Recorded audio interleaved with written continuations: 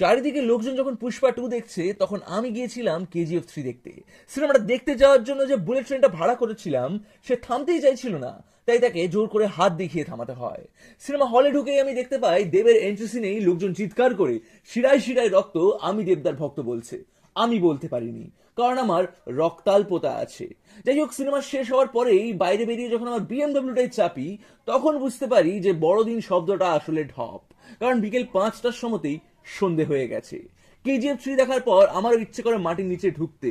সেখানে ঢুকেই আমি জানতে পারি 25শে ডিসেম্বর মমতা ব্যানার্জির অনুপ্রেরণায় পার্ক সার্কাসে যীশু খ্রিস্টের জন্ম হয়। তাই আমি পার্ক সার্কাস চলে যাই। এবার যেহেতু আমি একজন সেলিব্রিটি, তাই যে কোনো পাবলিক প্লেসেই আমার সাথে অলওয়েজ একজন বাউন্সার থাকে। কিন্তু পার্ক সার্কাসে এসে আমি জানতে পারি যে যীশু খ্রিস্ট is like all other man, জন্মদিনে কেক খাওয়াবে না। তাই আমি নিজেই নিজের টাকায় জন্মদিনের কেক খেয়ে লোকের জন্মদিন সেলিব্রেট করি। পুয়ার যীশু খ্রিস্ট। তারপর আমি মনে করি যে এই শীতকালে পিঠে খেতে হয়, তাই আমি পিঠে খেতে চলে যাই। সেখানেও যেহেতু আমি সেলিব্রিটি, তাই আমার যে বাউন্সার সে প্রথমে পিঠে টেস্ট করে এবং দেন তারপর আমাকে খাইয়ে দেয়। যদিও এই পিঠেগুলো মনে হয় চাইনিজ পিঠে, কারণ এর মধ্যে নারকেল পুর ছিল না, হেন্স 1 স্টার। তারপর সব শেষে আমি বাড়ি ফিরে আসি আমার পুষ্পক রথে চেপে। Unfollow me for more and follow Ravi Gupta for more original content.